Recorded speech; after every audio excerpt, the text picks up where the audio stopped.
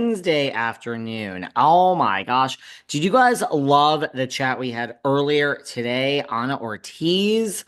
I mean, I love a multi-part chat. So when Anna was pitched to me, to be able to interview someone who has been on two of my favorite shows, Ugly Betty and Devious Maids. Both are great shows. Everyone always is like, what show should I start? Devious Maids, was that 3 seasons? And Ugly Betty, I think, was only four. I highly recommend both. There's actually an Ugly Betty podcast now.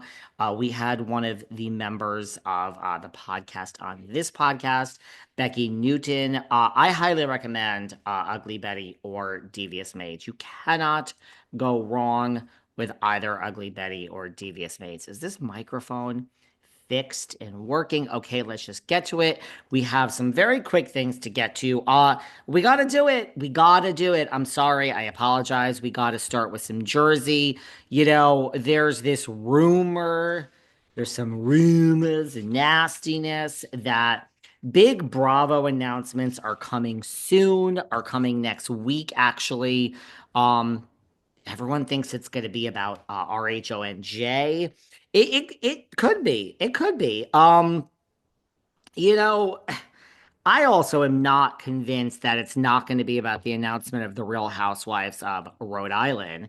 Because the thing is, if you're going to film something and, this stuff leaks, right? So if there's going to be a bunch of women, like, look, we can't remember, but when we think back to each franchise, like when New York was cast and, Salt Lake, and I mean, we find out all the names and then we do our own deep dives, right? So, I mean, if they're filming and the Real Housewives of Rhode Island, it's a real thing, then we're going to find out names sooner than later. Same thing with Dallas. Remember that for Dallas? I mean, who can remember the OC because we were all just young babes back then.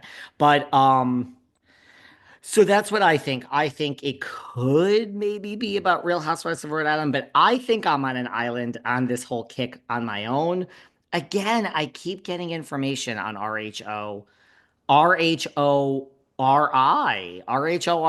Okay, well, we just named it. I don't know. I don't know. I told you a lot of reliable sources, but guys, a lot of people say things to me so that I will talk about them on my podcast to will them into existence. So we really got to weed through a lot of stuff, right? Like it's the same mentality that I feel Teresa and Jen Aiden use when they're like, we're coming back, we're coming back. Saying that is not going to have you come back. So I don't know. I don't know if this big announcement next week is going to be about New Jersey. Could it be about Rhode Island? I don't know. Just you heard it here first, if so. But it could be about New Jersey. What has come to my attention is that the 6 month clause. Bravo has a hold on you for 6 months after the show stops filming, that really you can't do anything else unless they approve of it, et cetera, et cetera. So that 6 months from August, however it's calculated, expires next week. So that's just another reason why my accountant is fucking calling me. I mean, Jesus fucking Christ, okay?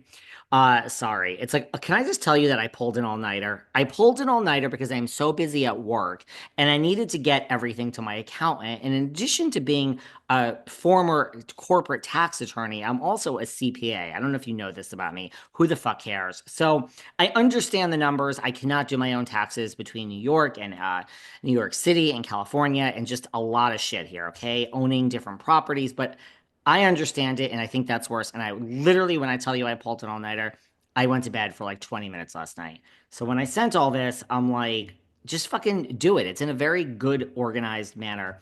And now we have questions. Anyway, you don't need my problem. So I don't know. It could be about New Jersey. The 6 months expires next week. So that's a reason that we want to lock in our cast before it expires because we don't want them to go on and take other things. So there's that. And isn't it just great reality TV, right? You sign a contract that says if you have any problems between you, you're going to arbitrate and you have no rights to litigate and you basically have no rights and you're going to pay the other side's legal fees and they own you and they have to Bethany clause take a percentage of you and you can't make any decisions without them and they have to approve all podcasts and all press and everything. And then when it's over and you're actually fired and you're not making any fucking money, we still have 6 months to like, we're not sure what's going on and we still have 6 months to own you. Yeah, sign me up. Send me that contract. I can't wait to sign that contract. But what's put out there now, in part from Teresa, is that Teresa, Dolores, and Fuda are coming back.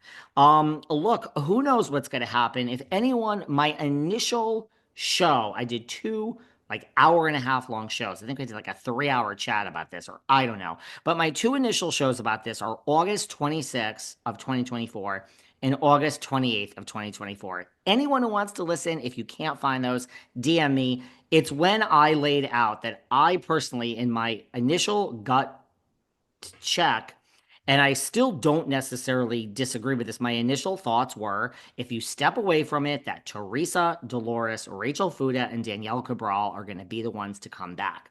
So when I hear this rumor that it's Dolores and Fuda and Teresa, well, that was my initial thought. And what I said, and I still do believe Teresa and Dolores and Fuda will be back. I believe those are the three that are the most likely to come back.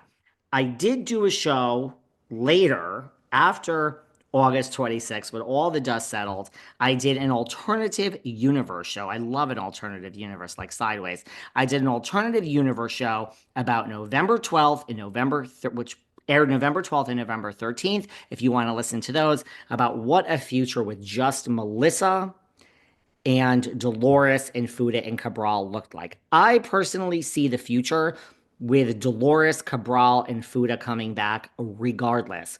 Regardless of whether it's Teresa or Melissa, I do not see Margaret coming back. I do not see Jackie coming back. I do not see Jennifer coming back. There is no world in which I can see Margaret coming back, Jennifer coming back, or Jackie coming back. It doesn't exist in my world.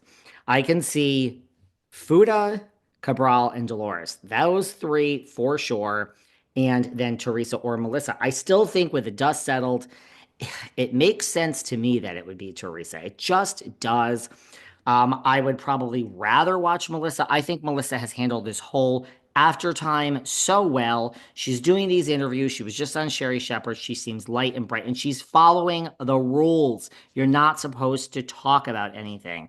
So could Melissa come back and could Teresa get a spinoff? Sure. But look, maybe this is the big news that is coming next week and we're going to know something about New Jersey.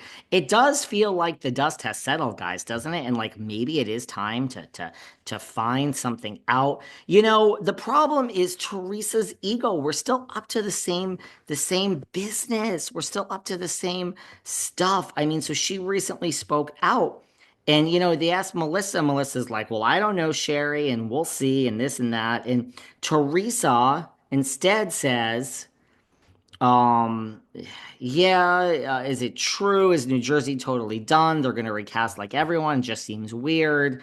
Is that really happening? Teresa says, you know what? We haven't gotten they haven't told us anything yet. Well, that's good. Okay, you're starting out good, Teresa.